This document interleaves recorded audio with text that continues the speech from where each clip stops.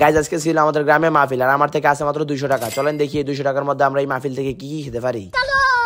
এটা দেখার জন্য আমরা প্রথমেই চলে গেলাম একটা হালিমের দোকানে। এখানে এসে আমি কাকাকে জিজ্ঞেস করলাম যে কাকা হালিমের প্লেট কত করে। তিনি বললে একটা 50 আর একটা 30। তাই আমি 30 টাকার এক প্লেট হালিম নিয়ে নিলাম, আর হালিমটা মোটামুটি ভালোই ছিল। দেন সেখান থেকে খাওয়া দাওয়া শেষ করে চলে আসলাম একটা ফুচকার দোকানে। এখানে এসে বড় ভাইয়ের কাছে দাম জিজ্ঞেস করলাম যে এক প্লেট ফুচকার দাম কত। তিনি বললো 50 টাকা। তাই বললাম যে এক প্লেট ফুচকা বানানোর জন্য। এরপর সেখান থেকে ফুচকা খেয়ে চলে আসলাম একটা দধির দোকানে। আর এখানে আসার পর বড় ভাই বলতেছে এগুলো নাকি বগুড়ার দই। এটা শোনার পর তো আমি ভয় পেয়ে গেছি। তাই ভয় জিজ্ঞেস করলাম যে ভাই দধিটার দাম কত। তিনি বললো ভাই ভয় পাওয়ার দরকার নাই, মাত্র 30 টাকা। আর 30 টাকা অনুযায়ী দধিটার টেস্ট বেশ ভালোই ছিল। এরপর দধি খাওয়া শেষ করে খুঁজতেছি যে আর কি কি খাওয়া যায়। খুঁজতে খুঁজতে এসে পড়েছি কাকার কাছে। এখানে এসে তার কাছ থেকে ডিম দিয়ে এক প্লেট মুড়ি অর্ডার দিয়ে নিলাম, আর যার দাম ছিল 30 টাকা। আর এটা খেতেও খুব ভালো ছিল। মুড়ি খেতে খেতে আমার আবার চোখ পড়ে গেল একটা আচারের গাড়ির উপর, যেখানে নানা রকমের আচার ছিল। এই জন্য আমি আচারওয়ালা ভাইকে বললাম যে ভাই আমাকে একটা আচার দেন। তিনি বললো কি আচার খাবেন। আমি বললাম আপনার যা ভালো হয় তাই দেন। এই কারণে ভাই আমাকে নানা রকমের আচার দিয়ে একটা মিক্সিং আচার বানিয়ে দিল, আর যার দাম ছিল মাত্র 20 টাকা। আর এটা খেতেও বেশ ভালো ছিল, কিন্তু তার সাথে সাথে অনেক জালও ছিল। দেন এসব নানা রকমের খাবার খেতে খেতে আমার কাছে আর অবশিষ্ট আছে মাত্র 50 টাকা। আর আমি যে আচারটা খেয়েছি তার জাল এখনো কাটেনি। এই জাল কাটানোর জন্য আমি চলে গেলাম একটা দোকানে একটা কোল্ড ড্রিঙ্কস কেনার জন্য। আর এত জ্বালার গরমের মধ্যে এই স্পিডটা খাওয়ার পর দেহটা পুরো ঠান্ডা হয়ে গেল। এই সকল রকমের জিনিস খাওয়ার পর আমার কাছে ছিল মাত্র 20 টাকা। তাই 20 টাকা দিয়ে কিনে নিলাম আমি এক বস্তা বাদাম। আর এই বাদাম কেনার সাথে সাথেই আমাদের 200 টাকা শেষ। আপনারা অবশ্যই কিন্তু কমেন্ট করে জানাবেন এই 200 টাকার মধ্যে আমরা কতগুলো জিনিস খেতে পেরেছি।